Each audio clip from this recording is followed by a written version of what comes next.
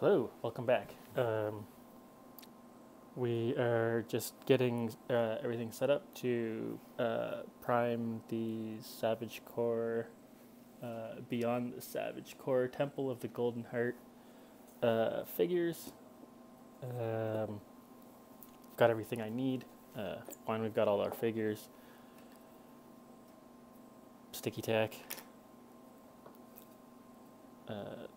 Some 1x2 that I stick everything to. And then primer. And just to quickly talk about primer, I use rattle cans because it's easy, and cleaning primer out of an airbrush is a pain. I also don't like a lot of the acrylic primers.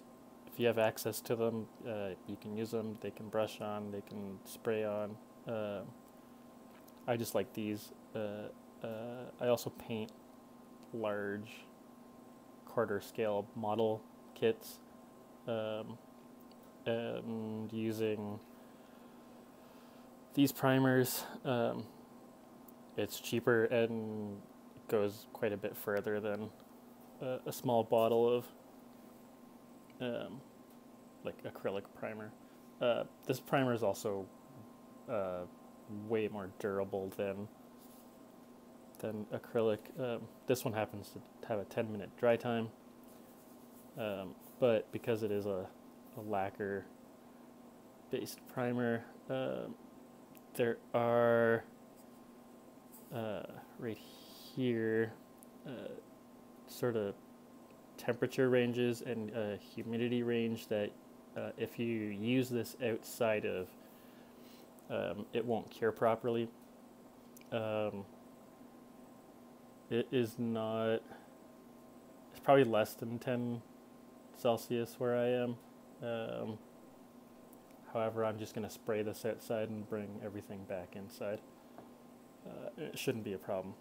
But yeah, that's something to make note of when you are using any sort of solvent-based primer or clear coat.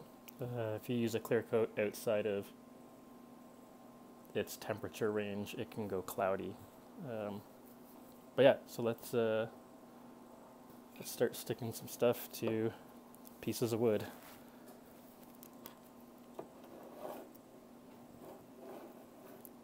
I've got 2 of these sticks. Again, they're like 2 feet long. I just find it's easier to fill up half the thing. That way I've got like big chunk of handle on the other end that I'm not going to get myself painted on. So all we're doing is taking our putty, which hasn't been worked in a while. Put it down, put a mini down, and sort of rinse and repeat. And I like to space them out a little bit. Another reason why I use really long sticks.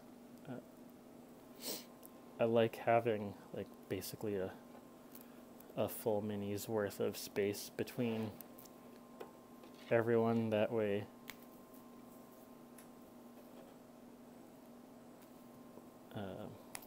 it's easier to sort of spray and get the sides of the figures. Put that guy down. Put that guy down. I just felt his leg bend a little bit, so we'll have to straighten him out. That's fine.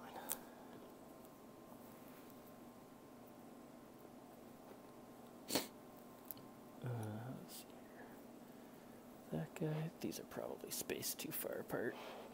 They don't need to be that far apart. And I felt his ankle bend. So I'm just looking at it to make sure it's not split or cracked or anything like that. And it's not. So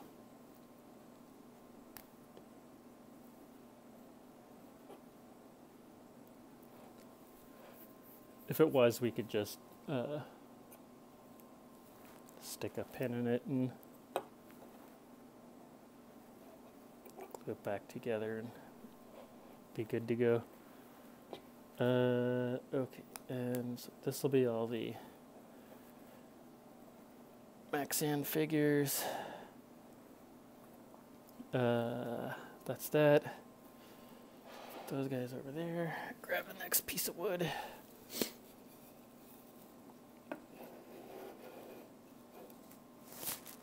Get these.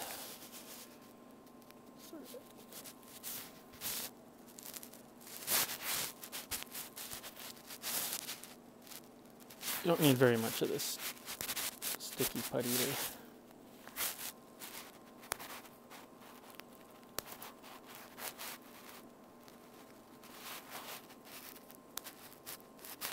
Get these figures stuck down securely. I'm only going to be on for a few minutes.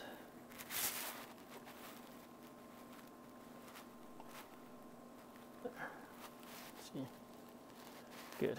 Okay, we got to tack down the shields, and we got to talk about the shields. These are shields. We want to. These need to be sprayed twice. Once on this side and once on this side. Now, this side, because it's mostly going to be hidden, it's going to be, you know, up against the chappy, so you're not really going to see much of this side. I'm going to prime this side first, because I'm going to have to flip it. While the paint shouldn't peel up, I'm also not going to really bother with waiting for this side to fully cure before I spray this side. So I'm basically going to stick these down, spray everything, and then in 10 minutes flip this and spray this side.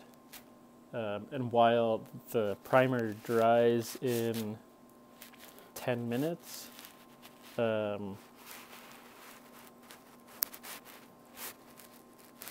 it's not fully cured in 10 minutes, so it can still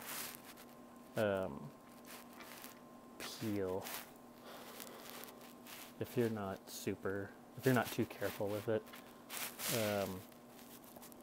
But I want to get all these things sprayed before I have to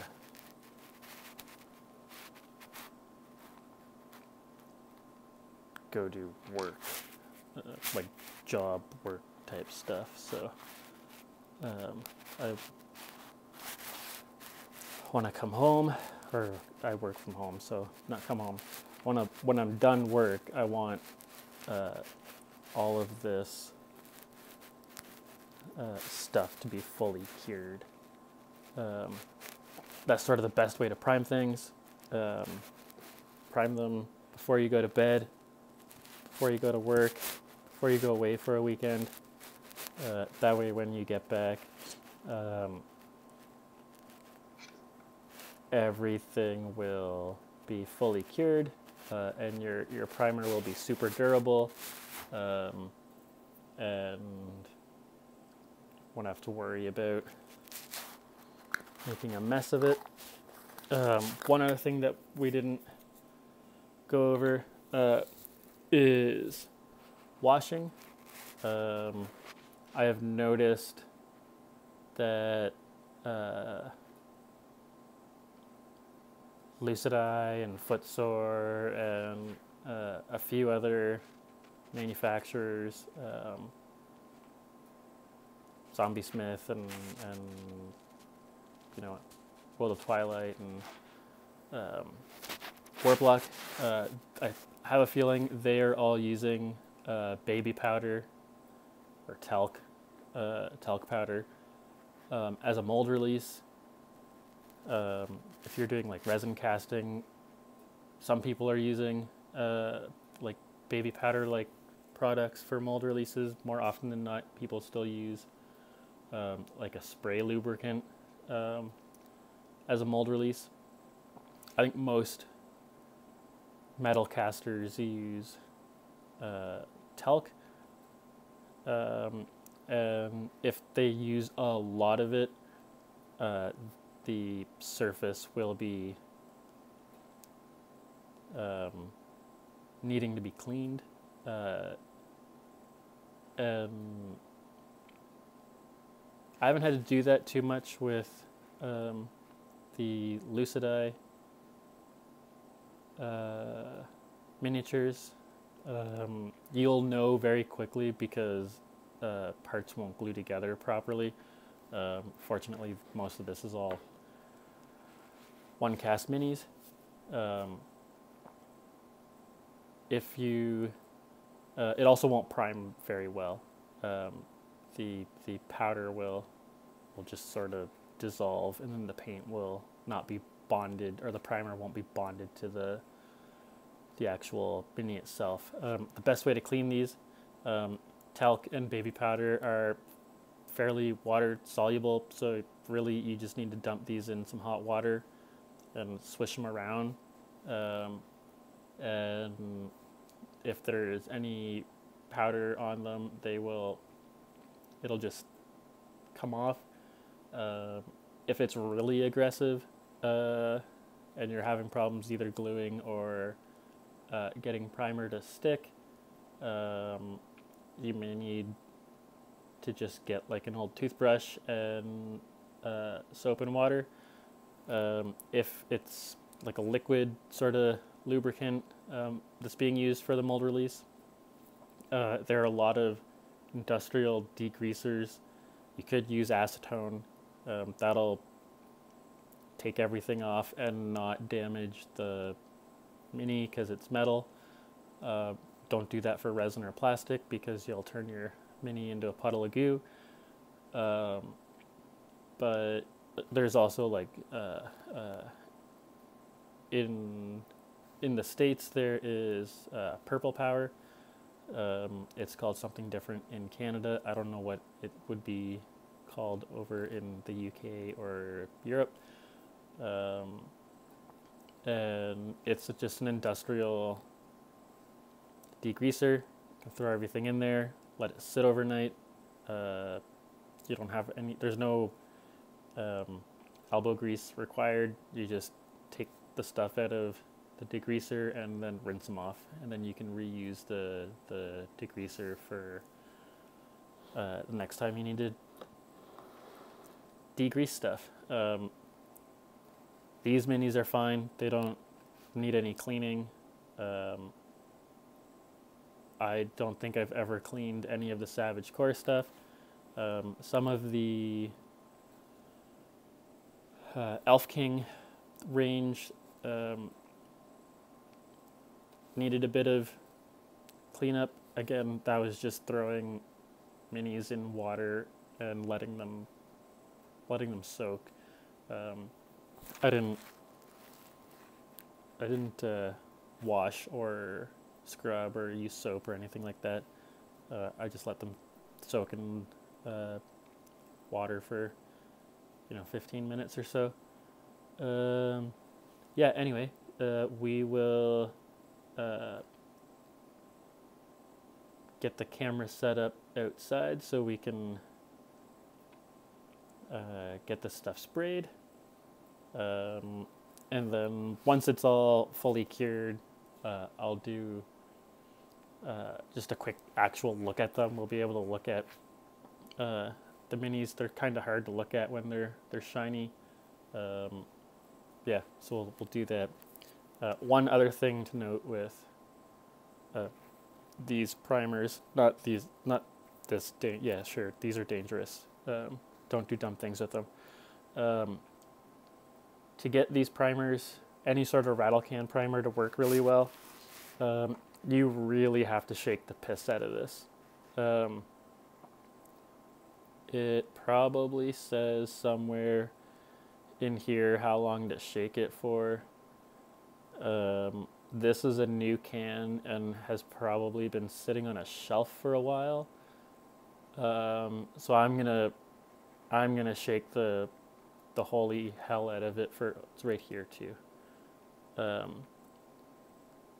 1 to 2 minutes. But again, I can feel how how weighted this is. So like all the paint is sitting at the very bottom, and the rest of like the aerosol and the everything else is just like, this thing is totally not like it's everything is just separated. Even like as I shake it now, you can't even hear the little, there it goes. Now the widget is free. So I'm gonna have to shake this for more than 2 minutes just to get that initial everything mixed up. You really want to make sure your rattle cans are really well shaken, because otherwise you will just be spraying like aerosol at your minis or solvent and no paint, or no primer. Yeah, I think I've waffled on long enough about primer. Let's spray some minis. The one other thing you'll want is, I don't have them with me, but you'll want latex or latex-free gloves, just so you don't get primer all over yourself. Anyway, let's go spray some minis.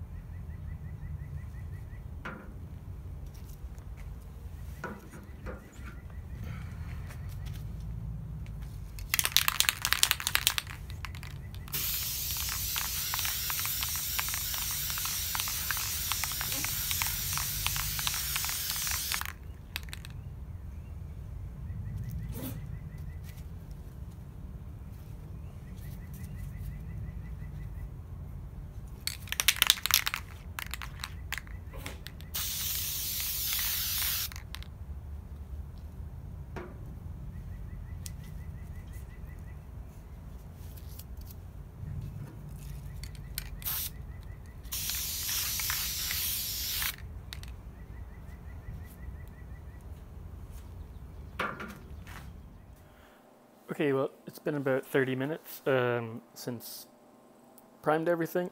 The second time, so I primed everything, I flipped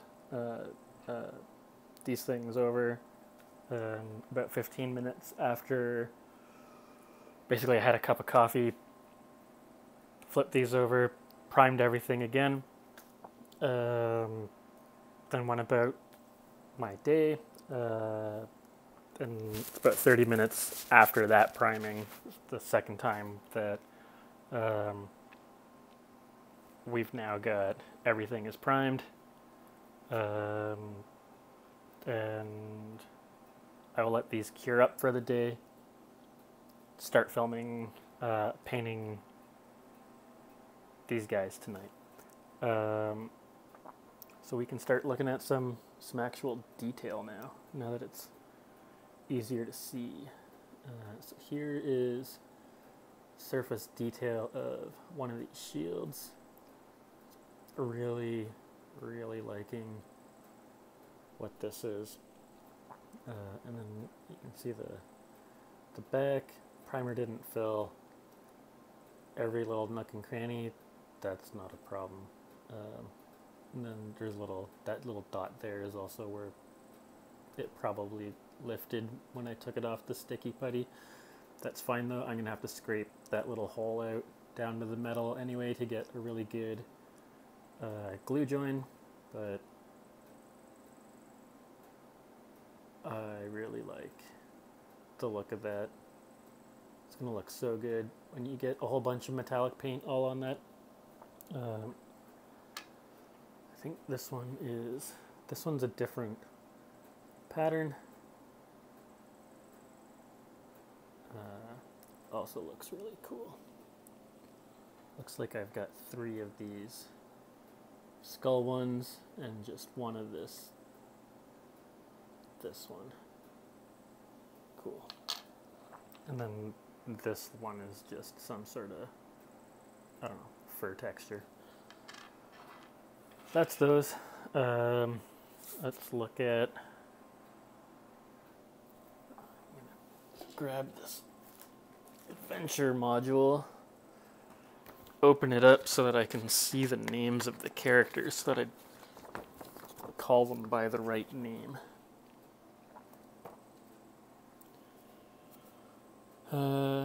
Okay, so we've got Lelia the Orphan,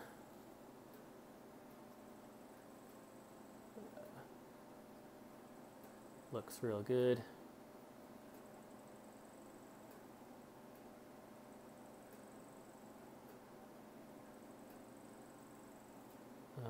That hole in the back's still there, so I'm just going to put some crazy glue down there. That'll take care of that.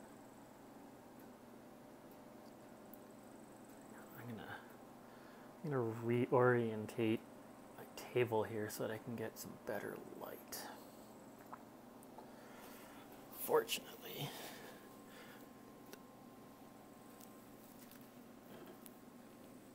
you shouldn't see anything. Everything is mounted down. Means I gotta move over here though. Okay, carrying on. Dog is not happy that I left the couch. I need this booklet back. Next one is Kromm. He's our jungle lord, king of the core. Looks really good. No mold lines on his arms. That's useful. No mold lines under. There's probably, yeah, there's a mold line right there. So I might sand that out and just hit it with some more primer. I know there's not a, you can still see the metal on this, but there's enough primer there that paint will adhere correctly. And once we put a top coat on that anyway, it'll be sealed. Something that a lot of minis painters do is, instead of, like, I've just primed this gray. That works for me. What people will do is prime them black and then spray a white paint straight down on them, and you get like, basically it simulates shadowing, your shadows and highlights, so it helps with painting, but that's not something I typically do. So this is Voss Beck the Antiquarian.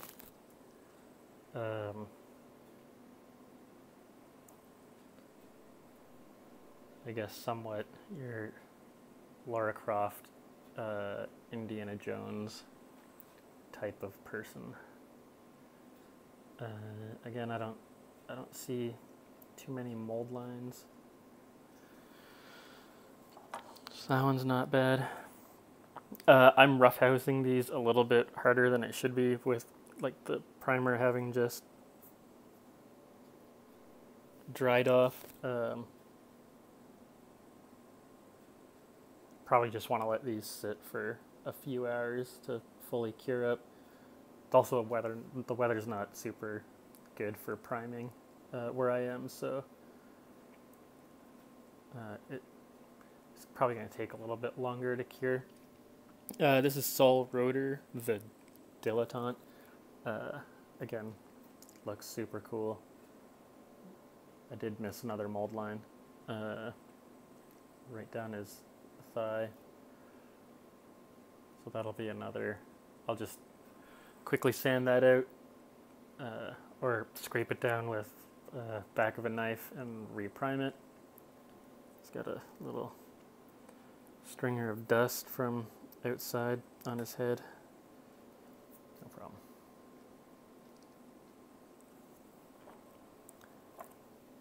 And then this is Roscoe, the Lord of Trinkets. This guy's going to be the first dude I paint just because it's going to be dry brushed mostly. So it'll probably take an hour to do everything. He'll be dry brushed. His cape will be dry brushed. And then his crown and his scepter will be painted. And I'll probably do that in metals, metallic paints.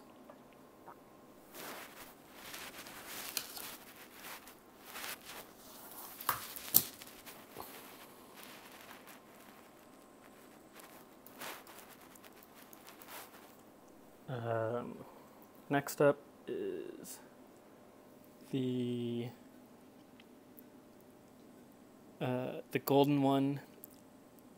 I'm not gonna try and pronounce his name. I will get it horribly wrong. Let's see if I can get this in frame. It's that's his name. He has a separate role for the adventure module for like the role-playing side of Savage Core, if you want to do that.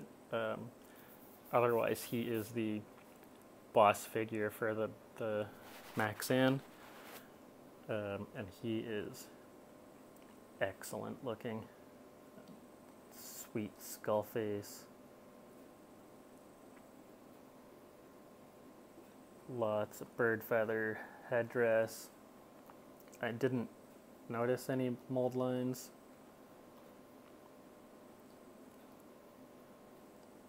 There's a few tool marks from the sculptor. I don't get rid of tool marks. I get rid of molding marks. I don't get rid of like sculpting tool marks. I like those. Kind of like identifies who the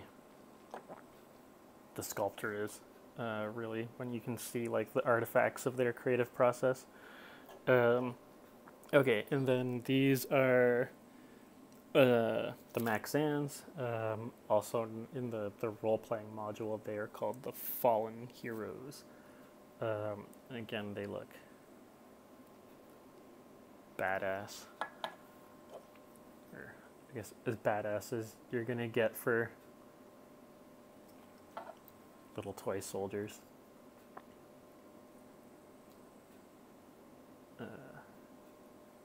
Yeah, really cool.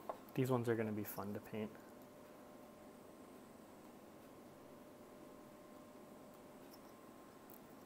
Sweet headdress, bird headdress. Again, there's spots where there's not primer. That's not a big deal. And then this guy looks really cool. And then the last guy, the dude who I was worried whose ankle I may have damaged, well, he now looks like this. More specifically, he looks like this. He snapped when I took him off the wooden stick after after priming. So in addition to like this impromptu quick review of the figures, we're also now going to talk about pinning. You can't just glue them back together. I'd love to be able to do that, but that's not a good joint to do that on. So instead, we're just gonna stick a pin in there, glue it back together, and be good as new. Okay, so to actually do the pinning, you're gonna want a paper clip, a hand drill. I got this from a shop in Canada called Lee Valley. They sell woodworking tools, but you can get this anywhere. The thing that I like about the one from the woodworking shop is that these drill bits are significantly more durable than any drill bit I've ever used that has come from a hobby store. Though I've broken so many of those drill bits.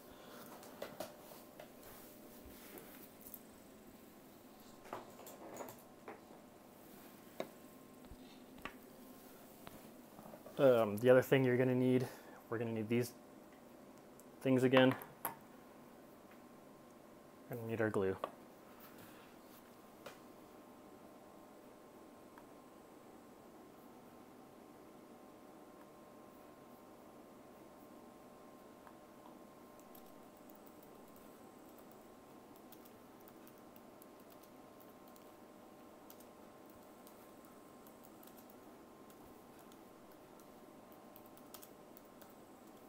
Okay. So to start, we're going to drill a hole in the foot. I'm going to actually size up. I think I need to go down in needles or a drill bit size. Yeah. So we're going to, all my drill bits are sort of kept back there. I'm just going to dump them out like right there. And then find one that is slightly larger than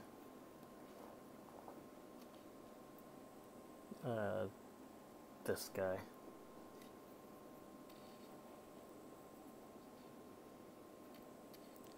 It's probably not going to be, it's probably going to be this guy here. That one's about the same size. So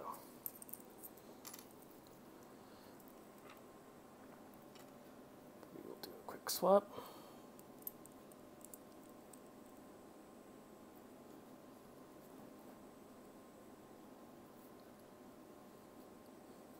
Now, this happens all the time. This is not really an uncommon thing, having to pin minis parts.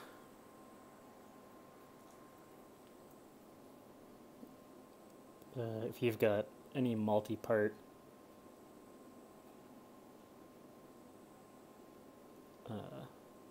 figure, there's a good chance you're going to have to pin it. I'm just trying to line this up in a way that doesn't cause me to slip and then drill into my thumb. So we just might be easier to.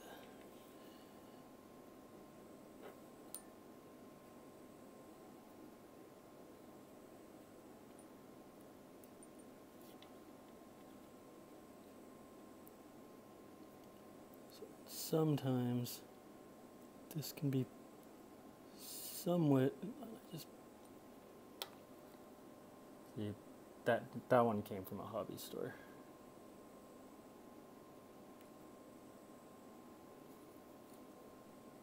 All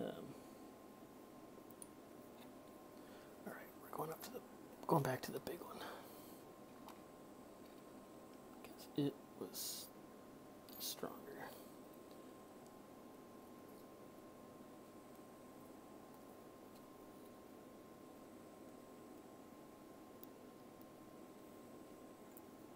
problem you will have with metal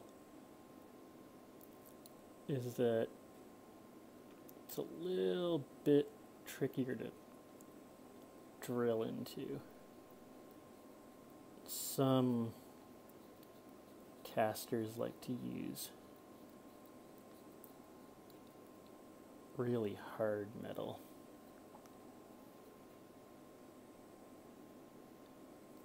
Which makes this an even trickier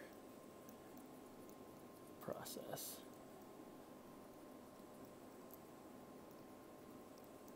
But got the hole drilling.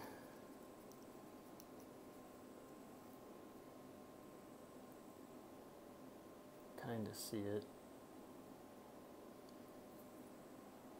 there. It's not very deep right now, so I'm gonna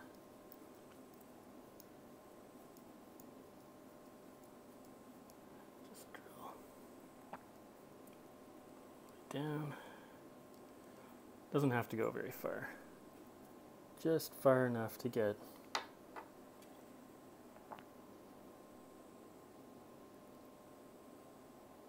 a little bit of wiring. So going over to our super thick. Now that I've got a thing down here, I can clear the tip. Which also, I wonder if this glue's just totally shot.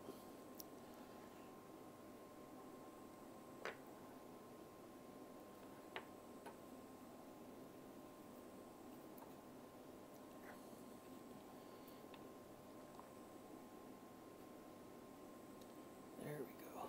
Here it comes.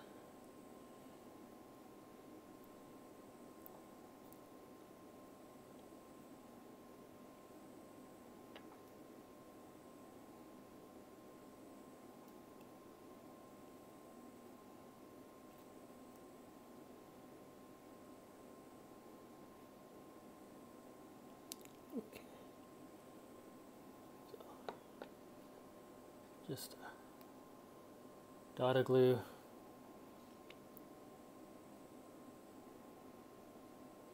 Into the foot.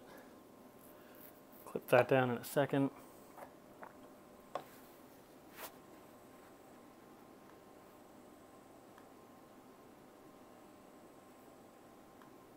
Sorry, I've just got looking at my computer to the side of me because I got a bunch of emails popping in, being annoying.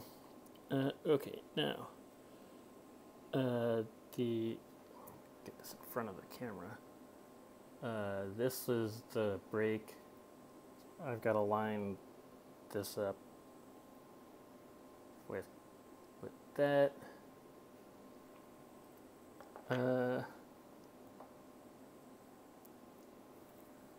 Which sometimes doesn't work out so well. We're going to clip this thing down. That's probably way more than it needs to be, but that's like, you know, 2 or 3, it's probably like 3 mil there, 1/8 of an inch sticking up.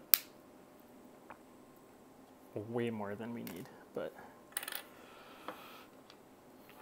we'll do the trick. You can buy brass rods. Hobby stores will sell lots of brass rods.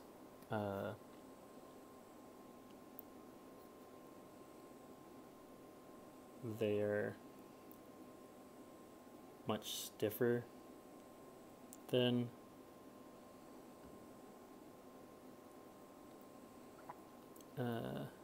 paper clips. Okay, so what I'm doing here, I've got to, because this broke on a weird angle, I can't just drill this way because the surface I'm drilling in is like this. So if I try and drill in this way, the drill is just going to skate this way. So because the surface is this way, I'm drilling starter hole into it perpendicular this way.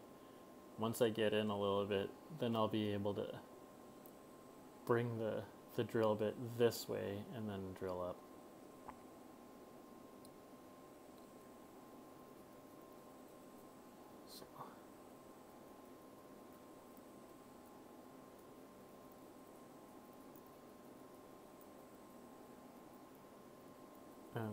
So yeah, like I was saying, if you're building minis, there's a good chance you're gonna have to put pins in a few of them,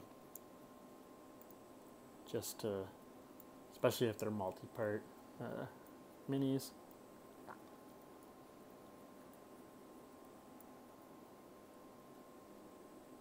And so as you can see, because this hasn't cured, paint's dry to, or the primer is dry to the touch.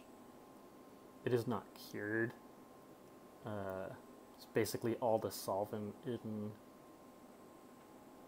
the can or in the paint has evaporated. So now I can touch this and it's not going to get dusty and stuff like that. But because I'm like really forcefully holding this, you can see like paint. This came off when I went and twisted it off the thing, but where I've been holding him to like get a really good grip while I drill out this, all that paint is coming off, or the primer is coming off, because this primer's only been on the mini for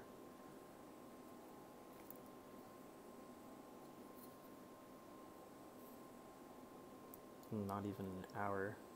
I guess, how long is this video? 20 minutes? Yes, yeah, so maybe an hour. And it just needs more time than that.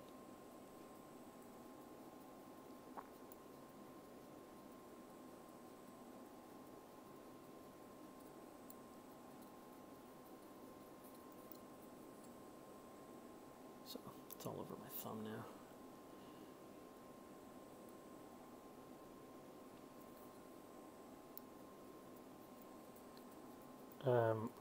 While you're doing this, if you find the drill bit stops twisting and the handle is just rotating around the drill bit, that likely means the hole that you're drilling is now full of material and the drill is not clearing that material out. So while you're twisting, every now and then it's useful to back the drill out to pull all that, like all this crap. I guess you probably can't see all these metal flakes, but all the metal that comes out, you need to clear that. Otherwise, your drill bit's just going to get stuck. I'm also drilling probably much deeper than I need to. That just sort of helps with the fitting. And the nice thing with using, so this drill bit is a bit thicker than this paper clip. So I've got some wiggle room in here. Because I didn't line any of this up, I just drilled a hole there, and now I'm drilling a hole roughly where I feel like the hole should go here. And then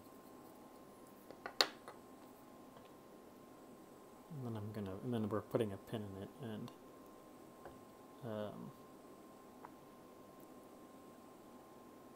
because of that, this is not going to be a super precise fit. I want that pin to wobble around a bit. And that doesn't look too off. I can fix that with a little bit of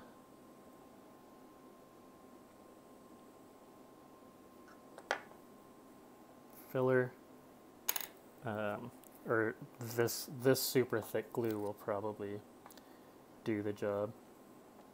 So we're gonna just get some glue on here. Hopefully this bottle wants to cooperate. There we go. So I'm putting a kind of a large, more glue than necessary. We'll get a little bit of squeeze out when we stick these two things together. You're not going to notice. Inside ankle.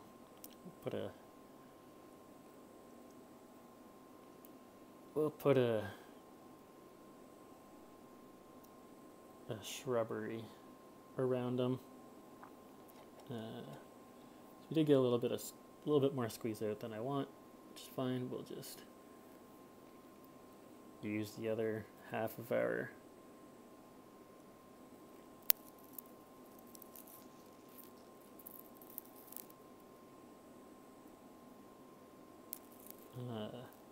paper clip to push this around, and then now I'm going to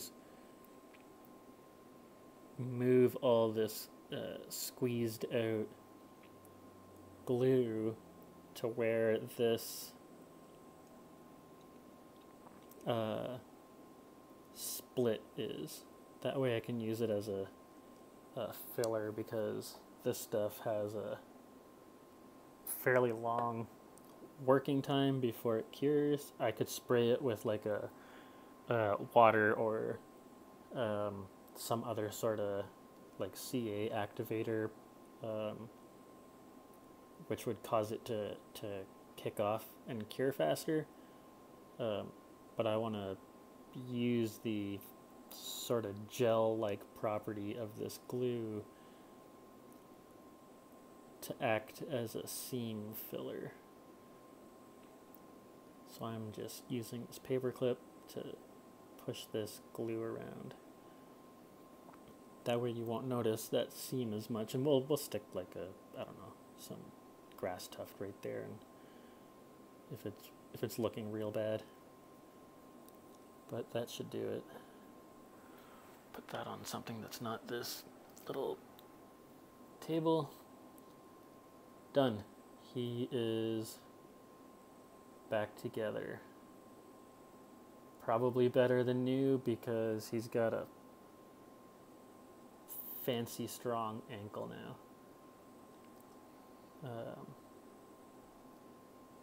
So I'm going to hit this guy with a little bit more primer, because I just like peeled a whole bunch of it off.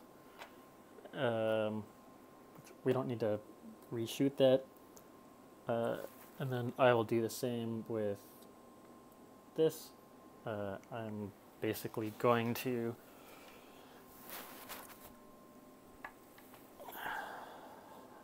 take the knife,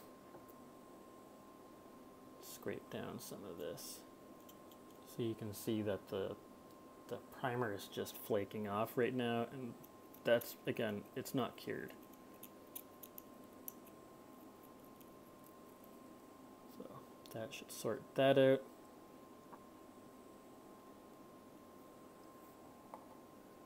And then this guy also had ugly seam line on his pants, so we'll just do that. The nice thing about doing sort of post-prime seam work is that as you scrape, because you've got a flat edge here, and technically like this surface is, this surface is rounded because it's top of a leg, but where that seam line is, it's not, you're scraping only on one side, so when you pull the scraper tool across, you will have an area where you've scraped the paint off.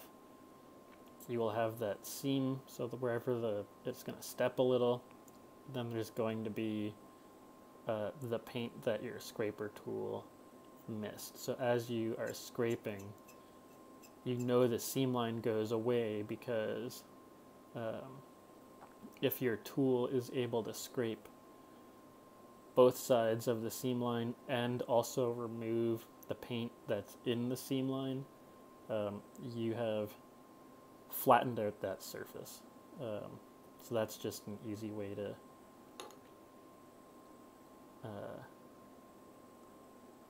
do some cleanup if you're having trouble. Largely, I prime everything and then just do cleanup after the fact, just so that I can see the seam lines easier, specifically with metal. But that'll do it for that. I'm just gonna do the exact same thing. Stick these two, this guy and this guy to a piece of wood. Spray them one more time, and be a little bit more gentle with this guy's ankle this time around. And then we're going to start painting. We will start with this guy because, again, he's going to be mostly dry brushing, so that's a good sort of basic intro-y type painting stuff. That's fine. We'll probably leave the Maxzans for last, only because there's a bunch of them. These two are going to get somewhat similar paint jobs. I'm going to do this guy up like Brendan Fraser from The Mummy, because The Mummy's a fantastic movie, and fight anyone who disagrees. She will probably be done up in sort of similar, adventure gear, maybe Indiana Jones style. And then we have these two, all my sort of Amazonian style peoples. I paint like Raquel Welch from 1 Million Years BC, because that was an equally awesome and terrible film from the 60s. So that's that one. Yeah, so we will see again when we start painting these up. I'm going to start that tonight after I'm done work.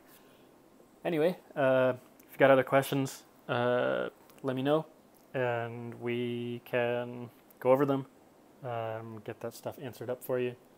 And hopefully this is helpful. Until then, talk soon.